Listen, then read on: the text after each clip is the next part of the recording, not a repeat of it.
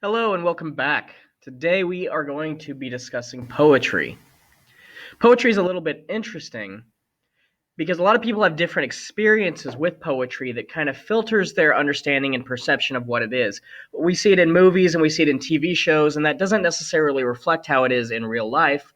Or we might associate it with people like Shakespeare or Walt Whitman, but not so much with people like Tupac Shakur.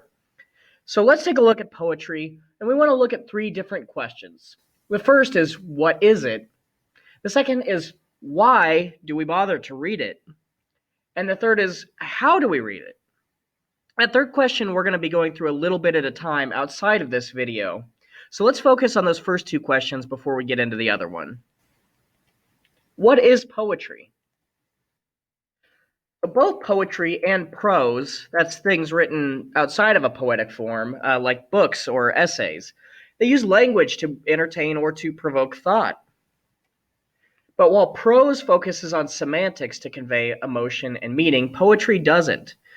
Semantics, if you're unfamiliar, is what do words actually mean? So in prose, the words that you read explain what the author is trying to convey. Poetry is a little bit different because the words do have meaning, but there's other ways that we try to convey meaning as well. So poetry uses aesthetics. That includes rhyme, meter, phonics, and speed to convey emotion and meaning. And if you're unfamiliar with some of these, if you don't know what meter is or what phonics means, we'll get into that more when we talk about how to read poetry. But the point is that poetry is more about how does something sound in order to convey information instead of just what do the words on the paper mean. In short, poetry is art, just like sculpture or dance or painting. And art, especially when we look at this example in painting, it's not just brushstrokes on a page.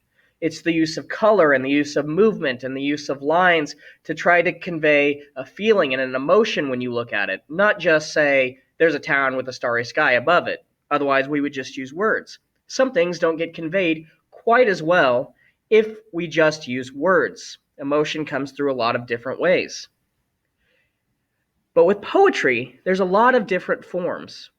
There's haikus, there's odes, there's limericks, all sorts of different things, because there's more than one way to convey an idea. Just like with painting, you have everything from abstract or impressionistic art to cubism. They both convey different ideas, but they use different techniques in order to get there.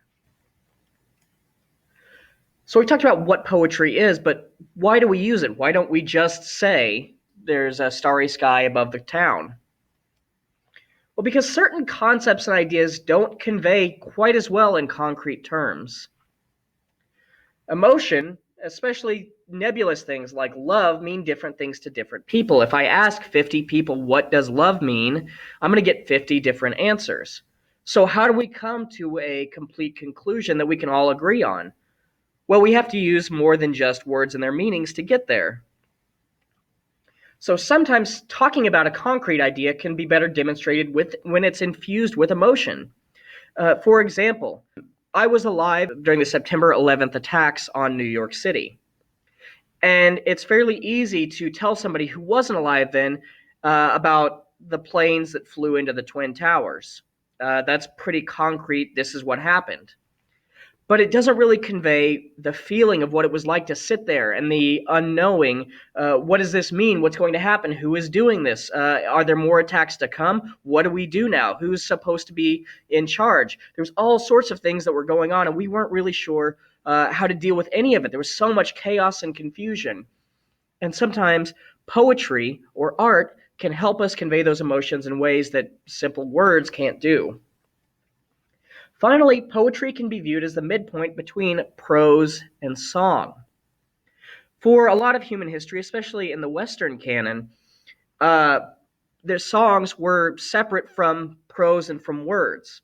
You could write down meaning, or you could play an instrument to convey emotion.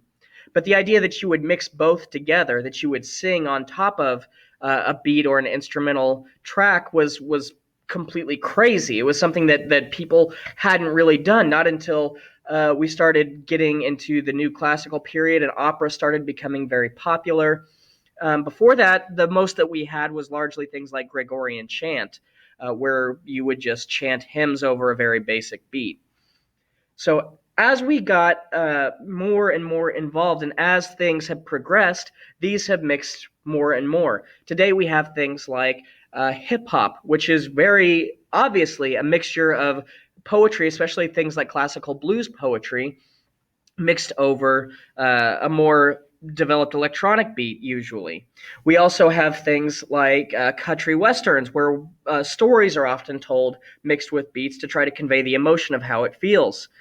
So there's all sorts of things in the grand tradition of music that comes from a long tradition of poetry and people trying to change the art form slightly until we got to where we are today. Before we really get into this, before we can get into the next bit and how to read poetry, there's some ideas that we need to talk about. If we don't understand these ideas, then it's hard to progress with how to read it.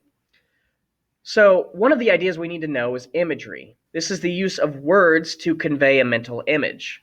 For instance, if I just talked about a tree, uh, there's lots of different trees in the world. There's different kinds of trees, different heights of trees. We use them for different purposes. A palm tree is often viewed very differently than, say, a Christmas tree would be. So we need to use imagery to describe exactly what it is that we're looking at and hopefully convey what that means to us. The image of a family sitting around a table talking and chatting conveys certain emotions, even without just telling us. We also use metaphor. We often refer to this as figurative language, and metaphor and figurative language are a little bit different, but for our purposes today, we're going to call them the same, and then we can get into the specifics later. But metaphor or figurative language is, instead of using literal words to mean exactly what we say, it's to use words to stand in and represent other things.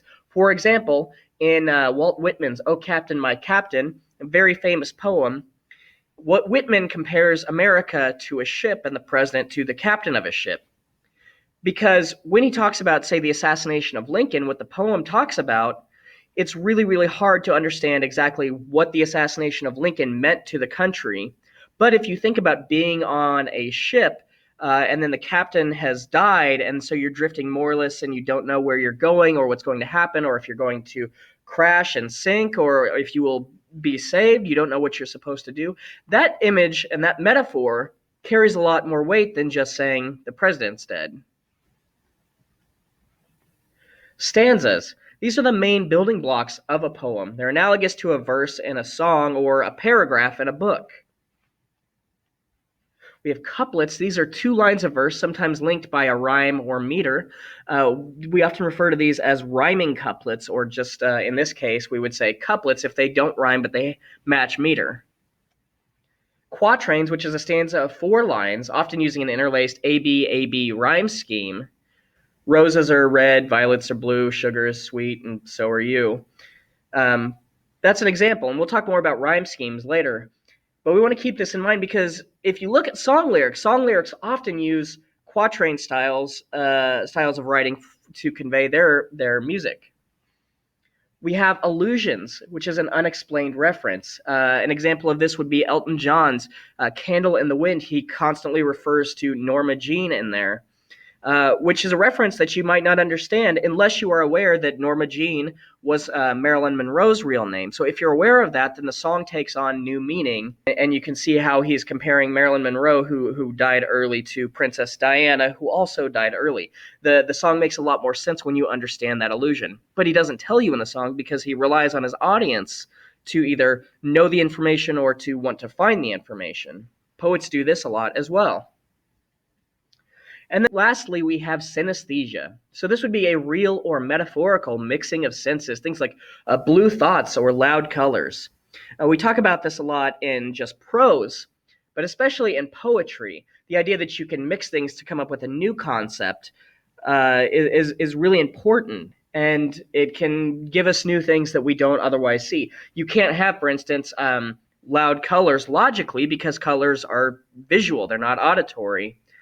But when we use that metaphor of loud in there, we can sort of understand what the poet is referring to. There's a lot of very famous poets. And before we get any farther into the how to read a poem, we need to first have a poet that we're going to look at and we need to have a particular poem that they have written. So what we're going to do now is we're going to go through a list of famous poets, and everybody needs to pick out from this list a poet that they would like to learn about. If you've heard of them, great. If you haven't heard about them, totally fine. It's a good opportunity to learn something new. So let's look at some poets and see if one jumps out and grabs you. Walt Whitman, who we've mentioned, Pablo Neruda, Langston Hughes, John Donne, Alfred Lord Tennyson, Lord Byron, Percy Shelley. You may recognize Percy Shelley from the name Mary Shelley, who wrote Frankenstein. Percy Shelley was her husband, at least later on. Robert Frost, one of the most famous American poets.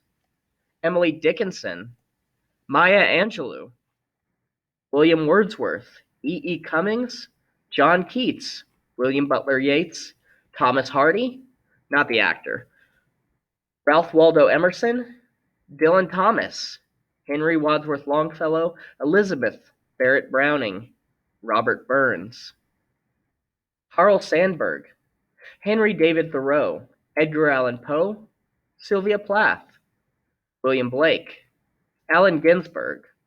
Allen Ginsberg, you might want to. Allen Ginsberg is a particular poet of note on this list. His poems tend to be a little bit longer and more challenging to read.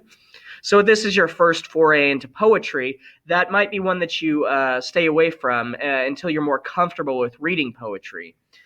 If you are an old hand at poetry and you're very comfortable with it, that's a good one to dive into. Ezra Pound, John Dryden, T.S. Eliot, and finally Tupac Shakur. So we'll pull this list back up and send this out if you need to look at it, or you can scroll back through the video. But what you need to do is you need to pick one of these poets. Now let's talk about what you're going to do with them after you've chosen them. So everyone is going to pick one poet, and then they're going to write a brief, about half a page explanation of who that poet was. And that might sound daunting at first, but after this video, there will be another video where we explain more in depth how you want to go about doing that in order to make this as easy as we can. Then, each student is going to pick one poem from that poet to examine and analyze.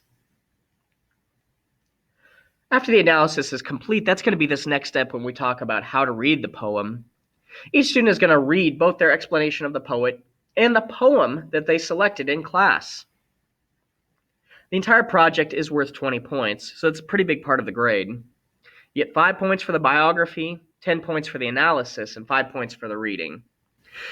If you're one of the people that isn't particularly comfortable with reading in front of the class, we could also do a video where you do all this and we just show the video. So there's options available. Don't panic just yet. We have ways that we can help. All right. We are going to go ahead and end the video there because the next step when we get into how to read would be better saved until after we have picked the poem that we're going to practice reading.